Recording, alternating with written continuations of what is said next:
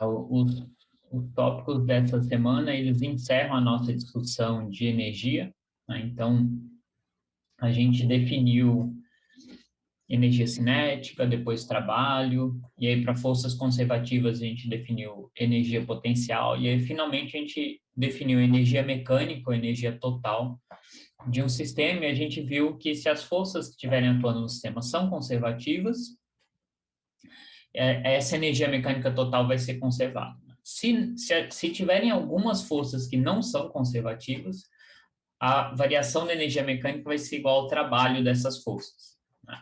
Então, a gente viu que qual que é a grande, né, vantagem de usar esses conceitos de energia, né? Porque em algumas situações, o sistema pode ser complexo, a gente não consegue calcular de maneira simples a trajetória exata do corpo, mas ainda assim a gente consegue determinar algumas propriedades do movimento do corpo usando esse conceito de energia e de conservação de energia. Então, a gente vai ver alguns exemplos na aula de hoje. Então, o primeiro exemplinho que eu queria discutir é um exemplo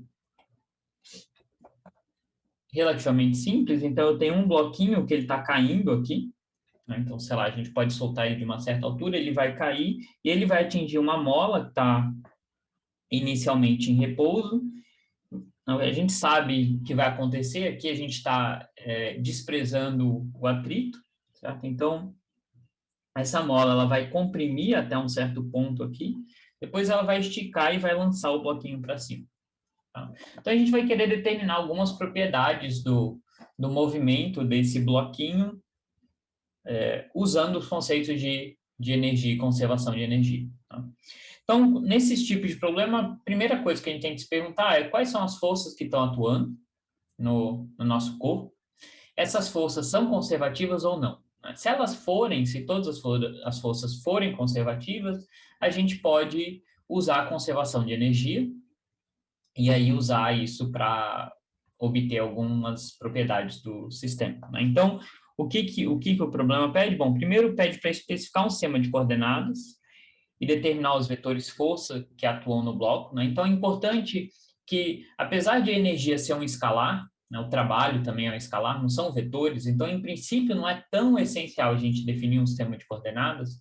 Ainda assim, a gente lembra que a energia potencial depende da posição do corpo, né? Tipicamente, a energia potencial vai depender de onde o corpo está no espaço.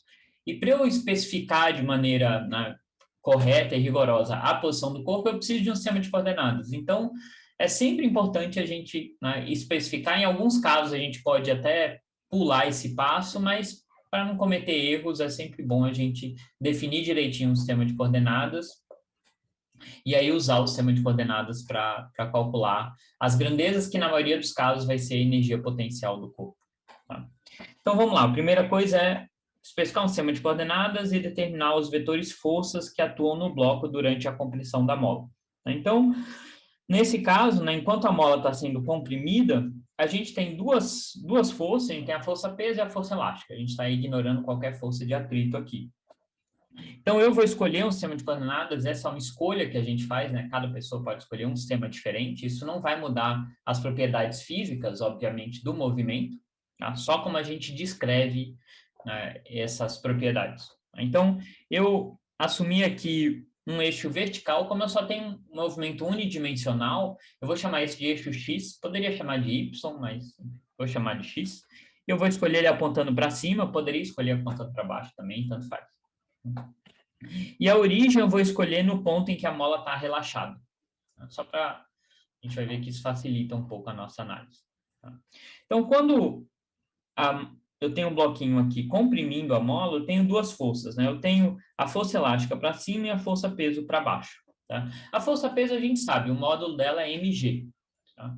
A direção, né, vai depender de como eu escolhi o meu sistema de coordenadas. Escolhi o meu sistema de coordenadas para cima, ela está contra o meu sistema de coordenadas, então vai ser menos mgi. E a força elástica, né? A força elástica a gente sempre tem que tomar um certo cuidado, porque ela é menos K vezes compressão da mola, certo? Só que o que é a compressão da mola aqui no meu sistema de coordenadas? é justamente a minha coordenada x, né? Então, se o meu bloquinho está no zero, a mola não está comprimida nem esticada, então eu não tenho força nenhuma, né? Mas se o meu x aqui for negativo, né? Então notem que nesse ponto, por exemplo, a coordenada do meu bloquinho está abaixo do zero, né? Então é um x negativo. E aí eu olho que se eu definir a minha força assim, menos kx, como esse x vai ter um valor negativo, com esse sinal de menos aqui, a minha força vai apontar para cima, como deveria ser. Então, é sempre bom a gente fazer essa verificação no caso da força elástica, porque a gente tem que tomar cuidado que ela é sempre, né, ela depende da compressão da mola. E aí, dependendo de onde eu coloco a origem do meu sistema de coordenadas, não vai ser exatamente a posição do bloquinho, né? Pode ser a posição do bloquinho menos alguma coisa. Se eu tivesse escolhido a minha origem aqui, por exemplo, eu teria que descontar o tamanho da mola dessa coordenada x. Então, nesse caso, é simples. E a gente tem essas duas forças aqui atuando no meu bloquinho. Tá? As duas forças, a gente sabe, são forças conservativas. Então, a gente sabe que a energia mecânica aqui, total do sistema, vai ser conservada. Segunda pergunta é: qual o trabalho total realizado pela força elástica até a compressão máxima da mola? Né? Então, o bloquinho vai cair nessa mola e vai comprimir ela até um ponto máximo. Né? Qual que é o trabalho realizado por essa força elástica durante essa compressão? Certo? Então, a gente sabe que ela comprime até uma distância d, então a compressão máxima vai ser de d aqui. E eu quero calcular esse trabalho, né? E a gente viu já como calcular trabalho no caso geral, certo? No caso geral, eu tenho que fazer uma integral do produto escalar de F com o deslocamento, né? Se a força é constante, isso dá simplesmente produto escalar de F com o deslocamento. Só que aqui, nesse caso, a força elástica ela não é constante, né? Conforme o bloco vai comprimindo ela, essa coordenada x vai ficando cada vez mais negativa, ou seja, a força vai ficando cada vez maior. Então, durante a compressão, essa força não é constante. Tá? Então, eu não posso usar, assim, eu não posso usar a expressão F delta x, porque o meu F está mudando, né, conforme o meu bloquinho vai descendo e comprimindo a mola. Mas a gente pode usar o fato de que o trabalho é igual à variação da energia potencial. E a gente já calculou a energia potencial da mola. Tá? Então, é isso que a gente vai usar. A gente vai usar aqui o trabalho realizado pela força elástica, que eu vou chamar de WK. Se a gente lembrar, ele é menos a variação da energia potencial associada a essa força, nesse caso, a energia potencial elástica. Tá? Então, isso aqui vai ser menos a energia potencial elástica final, menos a energia potencial elástica inicial.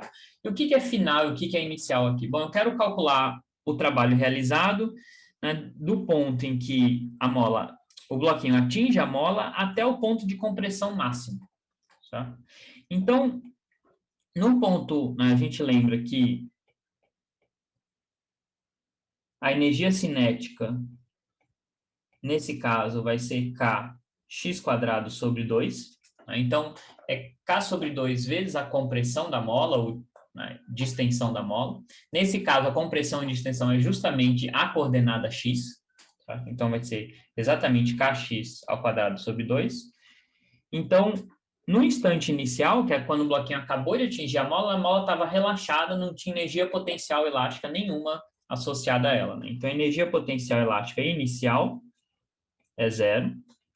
E a energia potencial elástica final, quando eu tenho uma compressão máxima, né, o enunciado me diz que a compressão máxima vai ser de D. Certo? Então, isso aqui vai ser kd² sobre 2. Então, o trabalho aqui vai ser simplesmente menos kd² sobre 2 menos 0. Né? Então, energia potencial final menos inicial. Então, o trabalho vai ser menos kd² sobre 2. Então, é um resultado simples, fácil de ser calculado, a gente não tem que fazer integral nenhuma, a gente usou o fato de que o trabalho é menos a variação da energia potencial.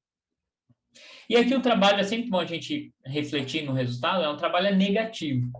E a gente sabe que um trabalho negativo significa que a força tirou a energia cinética do meu corpo, né? A gente lembra que o trabalho é igual à variação da energia cinética. Então, essa força elástica, ela tirou a energia cinética do bloquinho, que a gente sabe é verdade, né? Ela freou o bloquinho, fez com que o bloquinho parasse. Tá? Então, está consistente esse sinal de menos aí, é sempre bom a gente analisar e ver se faz sentido. Nesse caso, faz sentido como deveria. A próxima pergunta é qual que é a velocidade do bloco imediatamente antes dele se chocar com a mola? Então, a gente poderia pensar, putz, né, eu não tenho a menor ideia, eu sei que ele vai parar, mas a gente não calculou exatamente a trajetória, onde que ele está em cada instante do tempo para, né, saber qual é a velocidade em cada instante do tempo. Mas a gente não precisa, porque a gente pode usar os conceitos de conservação de energia. Tá? Então, nesse caso, como todas as forças são conservativas, a gente sabe que a energia mecânica vai ser conservada, ou seja, a energia total em qualquer instante do movimento do bloquinho é constante, certo? Então, se eu considerar, né, o instante inicial, o instante em que o bloquinho está caindo, está exatamente aqui, quase atingindo a mola. Então, imagina que o bloquinho está aqui, ele acabou de encostar na mola. Eu quero saber justamente a velocidade nesse instante aqui. Eu sei que ele está caindo, eu quero saber a velocidade nesse instante. E aí eu sei que ele vai ter uma compressão. Ele vai ter uma compressão máxima.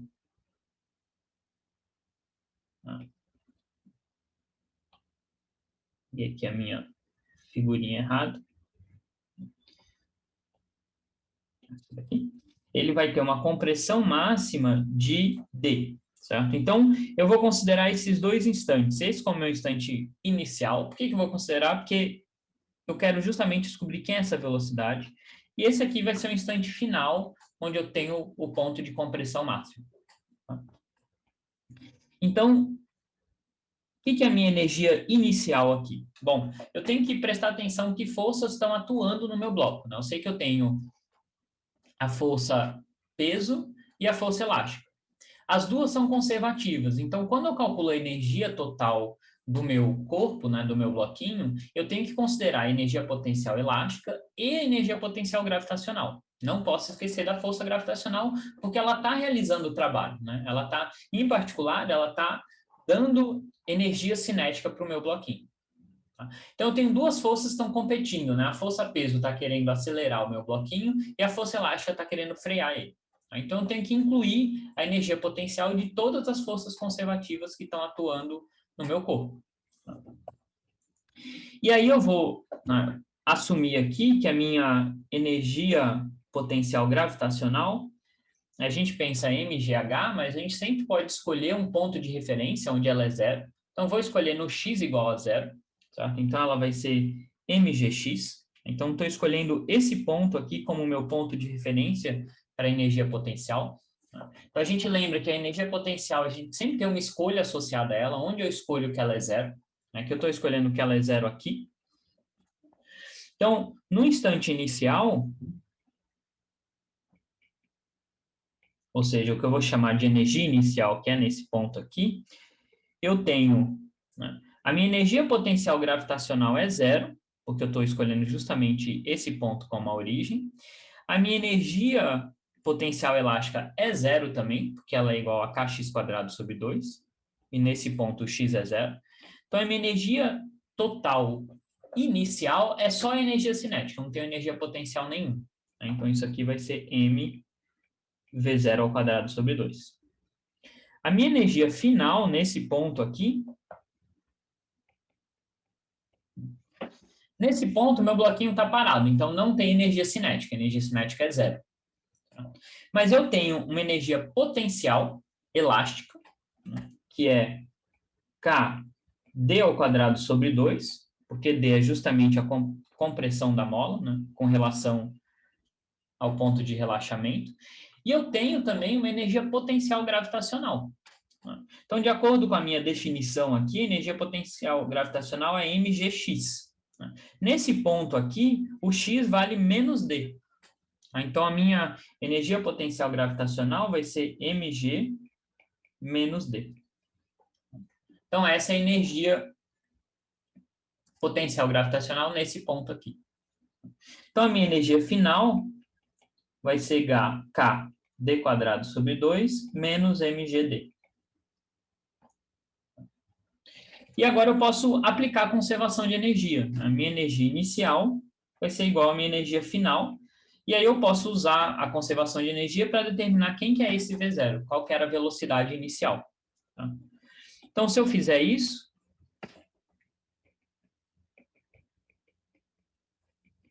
eu vou ter que mv0² sobre 2 vai ser igual a kd² sobre 2 menos mgd. Então, eu vou ter que V0 vai ser igual a raiz de k sobre m d² menos 2gd. Então, essa é a minha velocidade em módulo. Né? Se eu quiser o vetor velocidade, né? Notem que a conservação de energia só me permite determinar o módulo dessa velocidade. Não me diz nada em que direção ela está. Mas, pelas condições do problema, eu sei que essa velocidade está apontando para baixo. Nesse ponto inicial, eu sei que o meu bloquinho está caindo, a velocidade está apontando para baixo contra o meu eixo x. Então, se eu quiser, o meu vetor velocidade vai ser isso daqui, mas na direção menos i chapéu. Então, está aqui a minha velocidade inicial. Então, a gente viu, né, que usando esse argumento de conservação de energia, eu consegui calcular essa velocidade inicial sem muito esforço, né, sem ter que determinar exatamente qual que é a trajetória do corpo.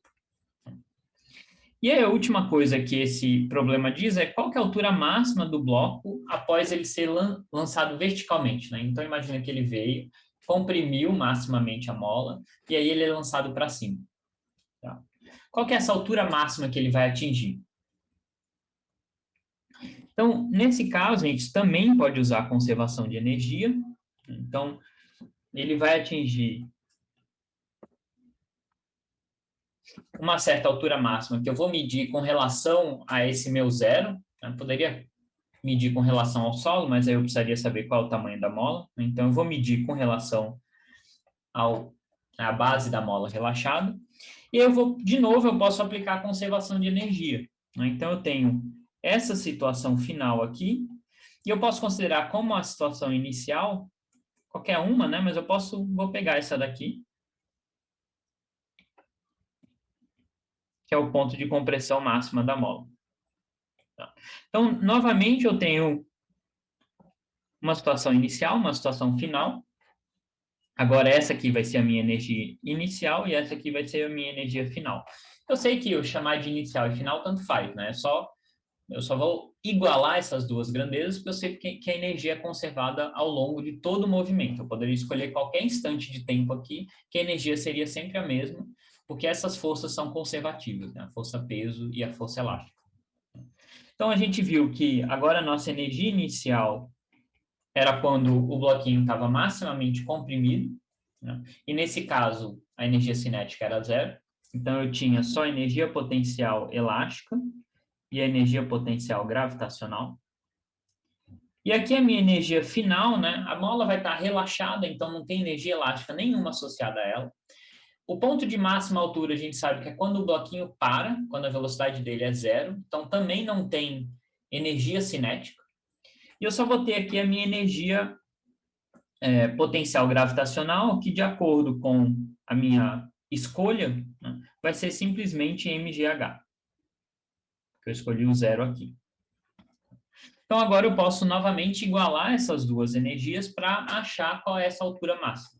Tá? Então, se eu faço E0 igual a EF, eu vou ter que mgh vai ser igual a kd² sobre 2 menos mgd.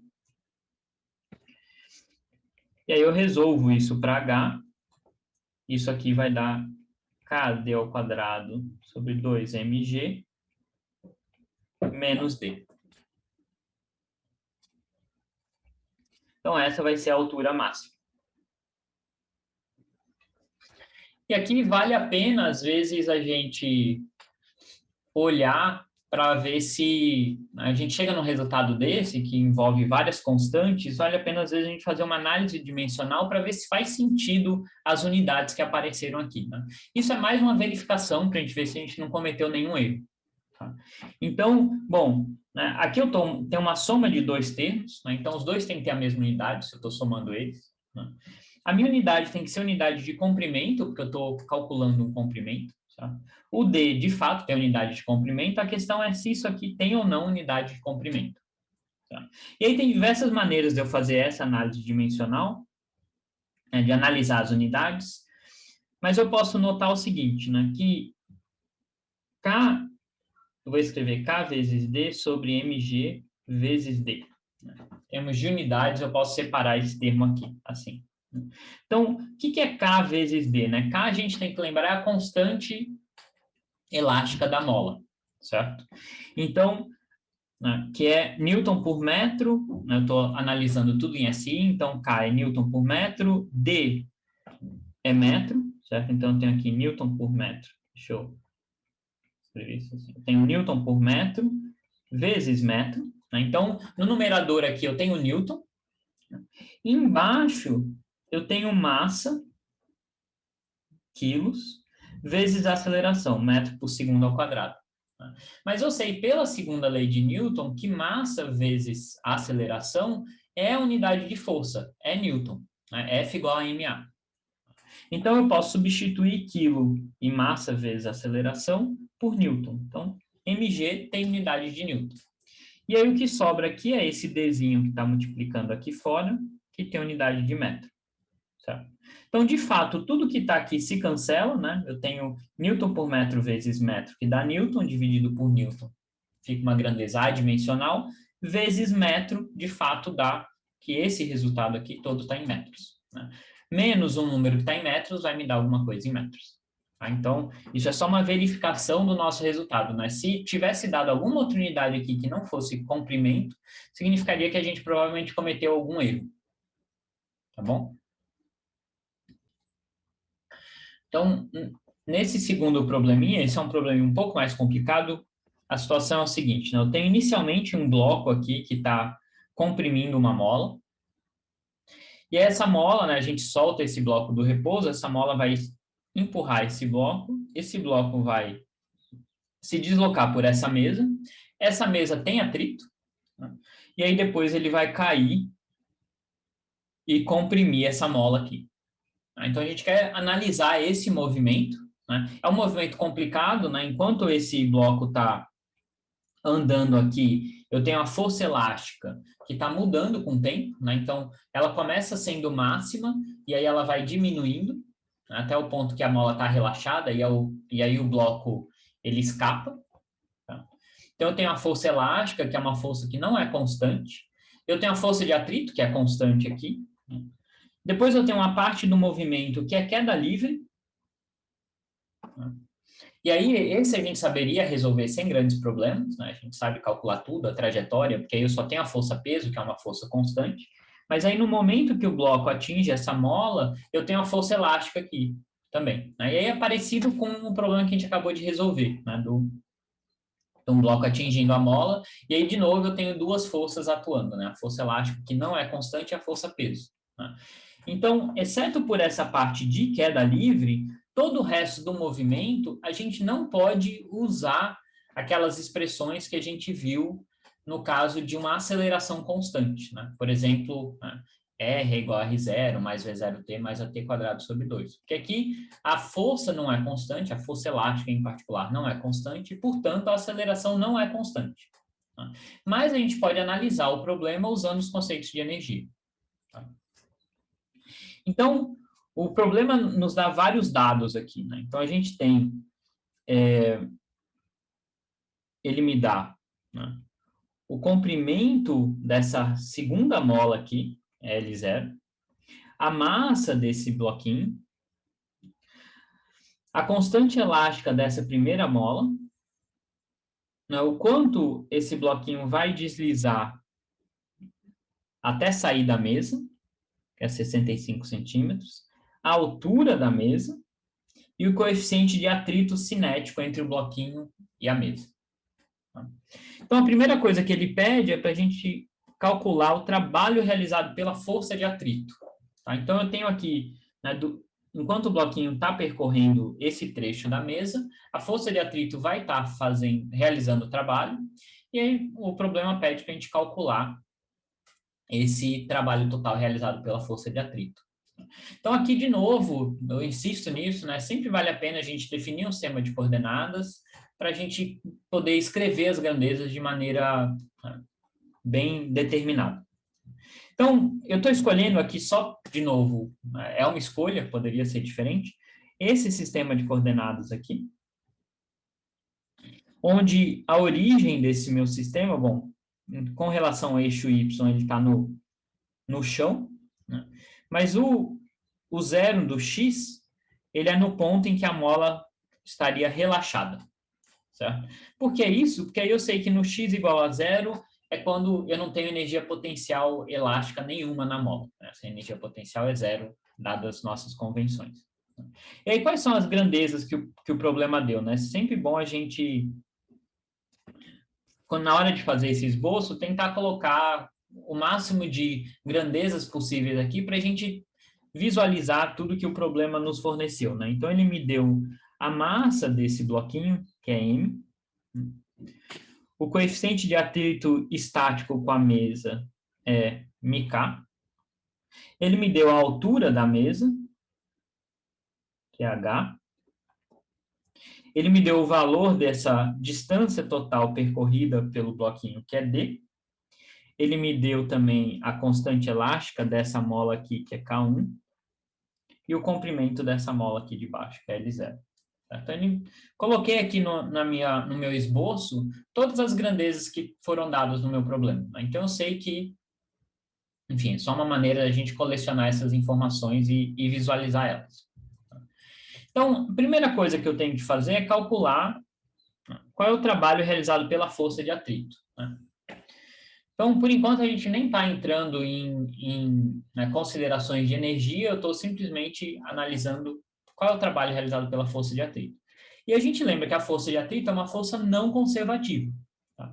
Então, o trabalho realizado por ela não está associado a nenhuma energia potencial. Né? Como é uma força não conservativa, a única maneira de eu calcular o trabalho é, de fato, calcular a integral da força vezes o deslocamento. Mas, nesse caso, a força é constante, então vai ser simplesmente o produto escalar do meu vetor força de atrito com o deslocamento. Porque a força de atrito é constante. E como é uma força não conservativa, isso depende do caminho percorrido. Né? Então, eu tenho que considerar o caminho percorrido pelo bloco aqui. Então, nesse meu sistema de coordenadas, né, o que é esse vetor força de atrito? Né? Força de atrito, a gente sabe que no caso do atrito cinético é normal vezes o coeficiente de atrito cinético. Enquanto o bloquinho está em cima da mesa, eu sei que a normal está cancelando a força-peso, então a normal tem que valer em módulo mg. Então a força de atrito vai valer mg vezes o coeficiente de atrito cinético.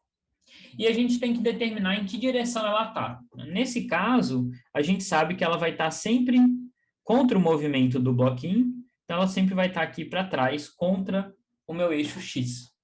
Certo? Então, ela vai ter que ter um sinal de menos aqui, em direção do I-chapéu.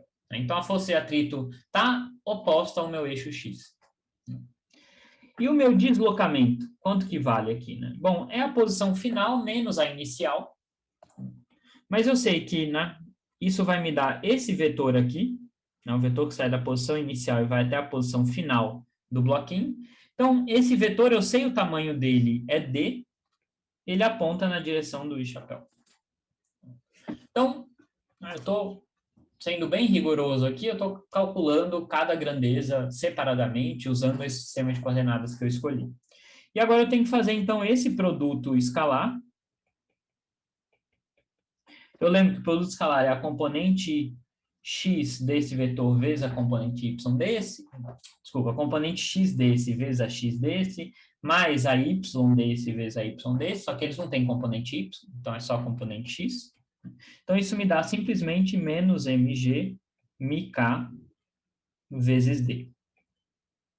Esse é o trabalho da força de atrito. Tá? E, de novo, né, isso é um número negativo. A gente sabe que a força de atrito ela está tirando energia do meu bloquinho. Certo? Então, né, esse é um número negativo. Eu tenho todas essas grandezas aqui foram dadas no problema, né? G eu assumo que é 9,8. Então, se eu fizer essa conta, vai me dar menos 1,4 joules. Tá? Então, esse primeiro item era simplesmente calcular o trabalho da força de atrito. Não utilizei nenhum conceito de energia ainda. O segundo problema pede para eu analisar qual foi a compressão inicial da mola que está na mesa. Então, como é que eu posso determinar isso? Né? Eu sei o trabalho da força de atrito. Eu sei que eu tinha uma compressão inicial, mas ela não foi dada. Mas como é que eu posso determinar o que seria essa compressão? Eu posso fazer uma análise de energia.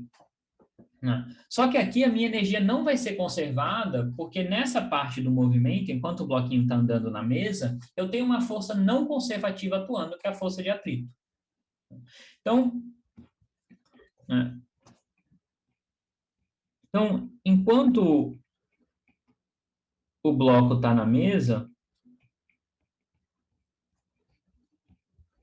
a minha energia mecânica ela não é conservada. Né? Então, a variação de energia mecânica vai ser igual ao trabalho da força de atrito, que é a força não conservativa que está atuando aqui. Né? Então, quando eu tenho uma força não conservativa, o trabalho dela me dá justamente a variação da energia mecânica do meu corpo. Tá? Então, eu sei isso daqui, certo? E aí eu posso utilizar duas situações, né? Eu posso utilizar o instante inicial, em que o bloquinho está comprimido aqui, e o instante final, quando ele chega no final da mesa. A gente pode tentar analisar esses dois instantes de tempo para verificar se a gente consegue determinar o quanto que essa mola tinha que estar comprimida aqui. Então, se a gente fizer essa análise, né, o meu instante inicial é quando o bloquinho está comprimido aqui. O meu instante final é quando o bloquinho chega no final da mesa. Tá? Só que tem uma informação muito importante que a gente vai ter que usar aqui, que é o seguinte. Né? O enunciado me diz que o bloquinho é empurrado pela mola, ele desliza pela mesa e depois cai verticalmente em direção à segunda mola. Né? Para ele cair verticalmente, eu sei que quando ele chegar nesse ponto aqui, a velocidade dele tem que ser zero. Né? Porque se ele tivesse alguma velocidade ainda nessa direção, o movimento dele não seria vertical, seria um movimento de um projétil assim. Então, para ele cair verticalmente, no momento que ele chegou no final da mesa, a velocidade dele tem que ser nula. Ou seja, isso vai poder me determinar quanto que essa mola estava comprimida. Porque se ela estiver extremamente comprimida, né, se eu comprimir ela bastante e soltar, a força de atrito que vai atuar no bloquinho não vai ser suficiente para frear o bloquinho quando ele chegar aqui no final. Então, ele vai chegar aqui com uma certa velocidade horizontal e aí, portanto, ele não atingiria a segunda mola. Então, esse problema tem esse detalhe sutil que eu tenho que perceber que nessa situação aqui, a velocidade do bloquinho tem que ser nula. Então, nesse ponto aqui, a minha velocidade tem que ser zero. Ou seja, eu não vou ter energia cinética. Nesse ponto aqui, no ponto inicial, a velocidade também é zero, porque o bloquinho está parado. Então, nas duas situações, eu não tenho energia cinética. O que vai acontecer é que eu tenho só uma variação de energia potencial. Então, vamos tentar calcular a energia em cada um desses instantes. A energia inicial aqui Eu sei que a compressão da mola eu vou chamar de um ΔX. Então, isso aqui vai ter uma energia potencial elástica associada, né, que é K1 ΔX ao quadrado sobre 2. K1 é a constante elástica dessa mola aqui. Eu tenho também uma energia potencial gravitacional, né? Eu estou assumindo que o zero da minha energia potencial é no chão, e a mesa tem uma altura h, então eu tenho aqui uma energia potencial gravitacional. E não tenho energia cinética, tá? Porque inicialmente o meu bloquinho estava em repouso.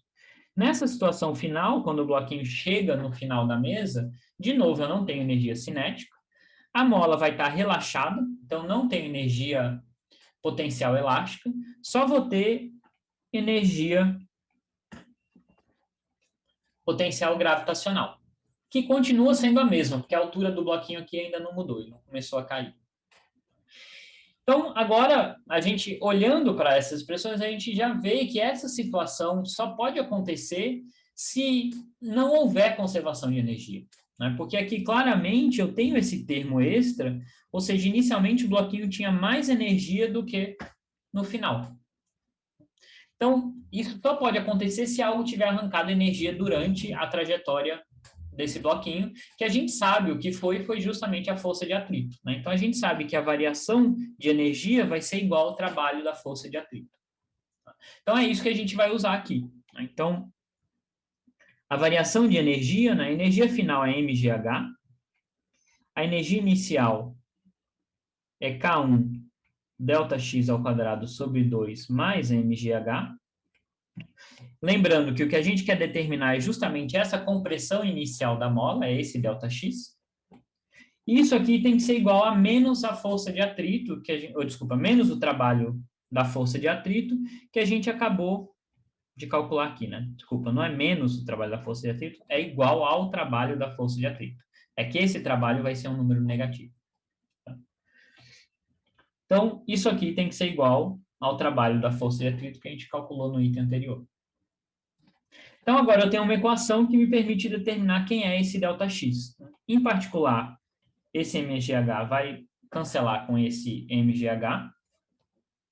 E aí eu vou ter, vai sobrar então menos K1 ΔX ao quadrado sobre 2, e do lado direito menos mg μkd.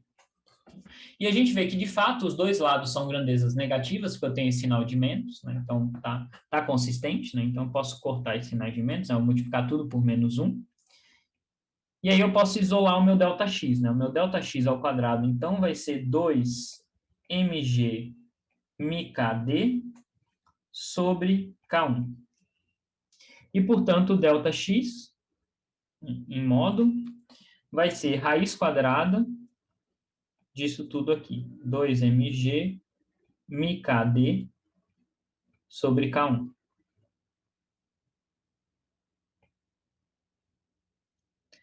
Então, consegui determinar aqui qual que é a compressão inicial dessa mola, usando o fato, né, que a gente não usou exatamente conservação de energia, mas a gente usou o fato de que a energia não é conservada, mas a gente sabe o quanto ela não é conservada. É justamente, a variação dela é justamente dado pelo trabalho da força de atrito, né? Então, eu consigo calcular o quanto a minha energia tem que variar aqui, e isso me permite calcular quanto que vale esse ΔX.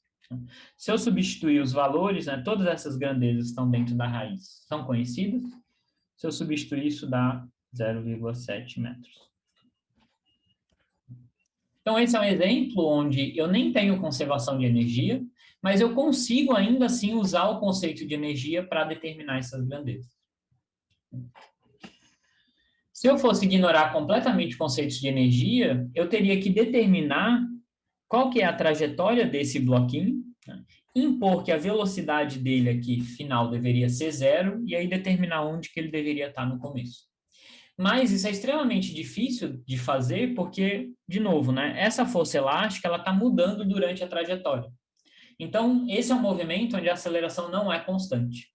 E a gente teria que fazer algumas integrais, não seria algo tão simples. Dá para fazer, mas não seria algo tão simples.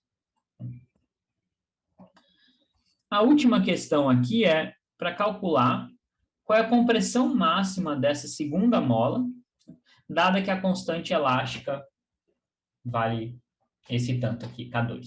Então, eu quero calcular o quanto, né, esse bloquinho ele vai vir aqui, ele chega aqui com a velocidade zero, e aí ele cai até atingir esse bloquinho aqui.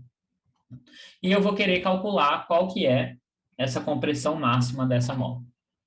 Então, agora, nessa parte do movimento aqui, as únicas forças que estão atuando é a força P e a força elástica, que são conservativas. Então, nessa segunda parte do movimento, eu posso sim usar conservação de energia. Tá? Só que eu vou ter que tomar alguns cuidados aqui, certo? Então, vamos lá.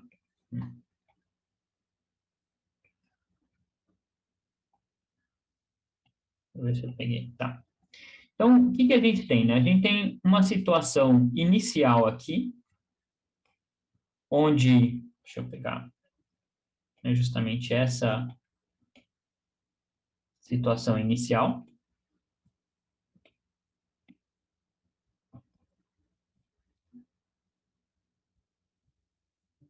Então, o bloquinho chega inicialmente aqui com uma velocidade zero, e aí ele vai cair e comprimir maximamente a mola, certo? Então,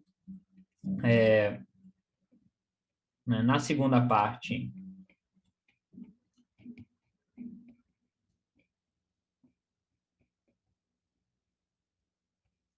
eu tenho que a energia mecânica é conservada. Tá? Então, eu posso aplicar aqui conservação da energia mecânica para conseguir determinar quanto que vai ser essa compressão da mola, né? Então, ela tem, a gente sabe que ela relaxada, ela tinha um tamanho aqui L0,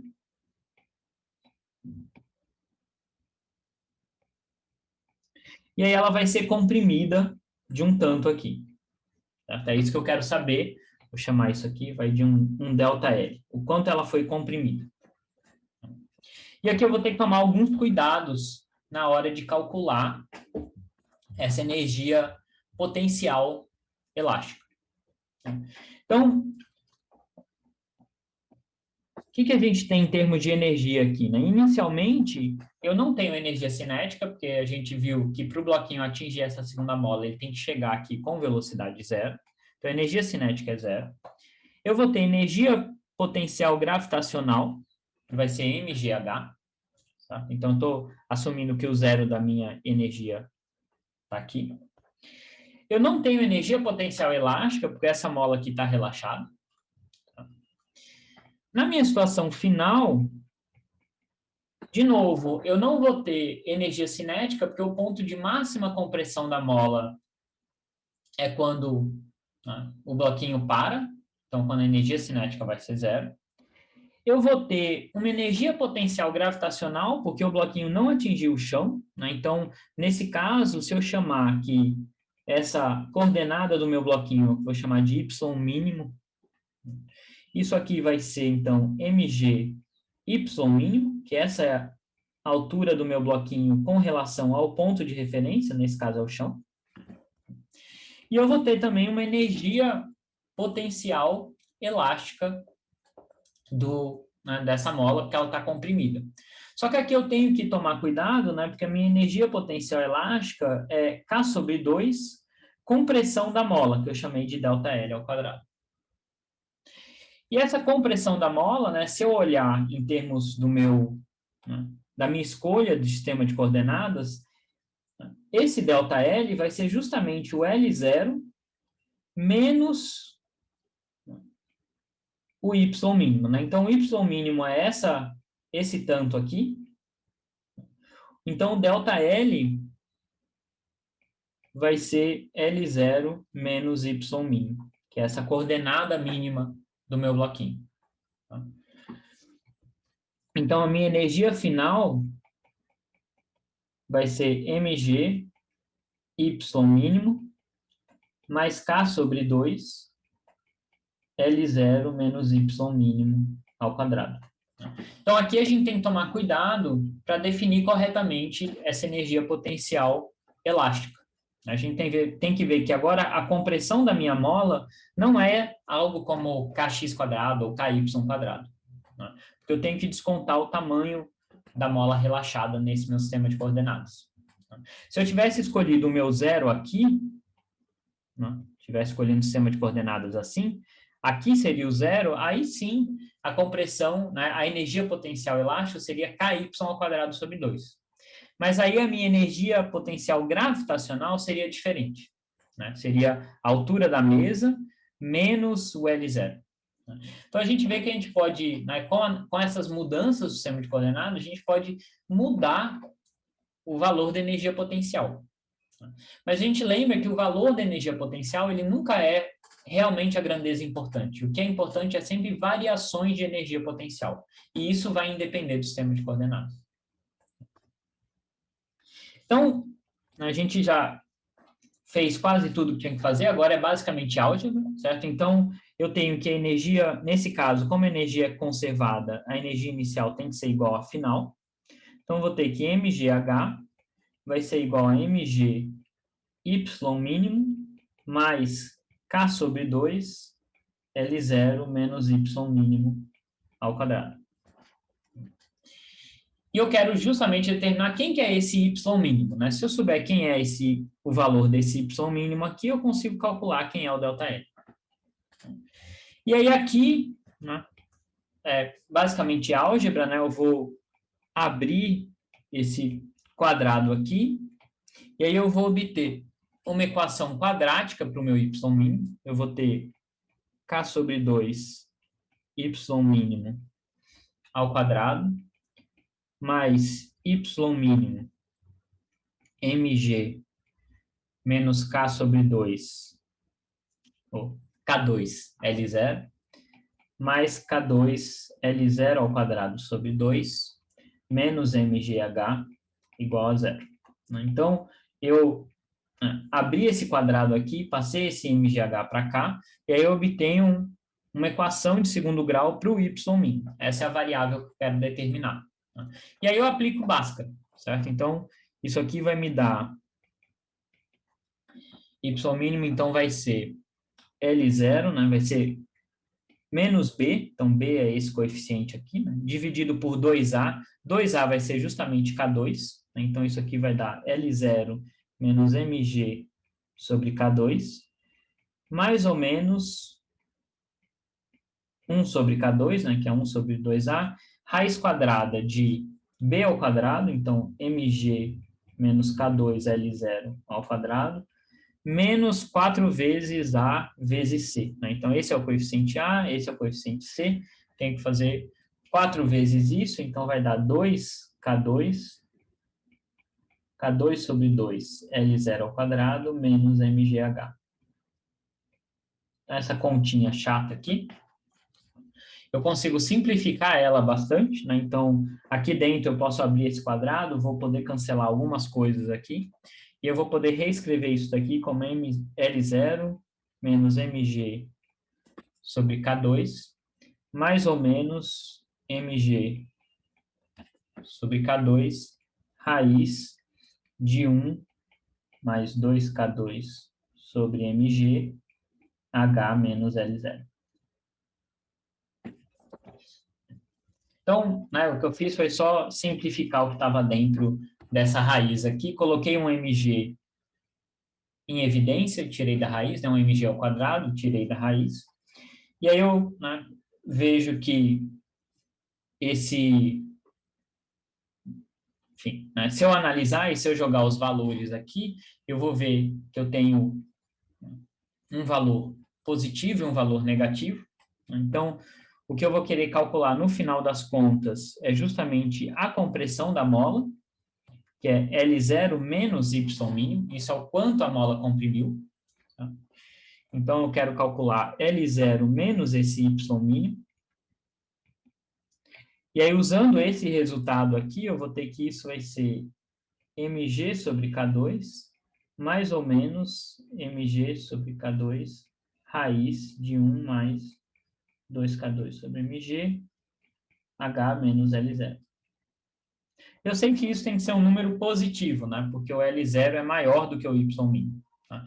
Então, das duas soluções aqui, uma vai ser positiva, a outra vai ser negativa. Eu vou escolher a posição positiva, que é a que faz sentido físico. Certo? Então, meu resultado final vai ser com o sinal de mais, então vai ser MgK2. Eu vou colocar tudo em evidência, então vai ser 1 mais essa raiz aqui. Mais 2K2 MgH menos L0.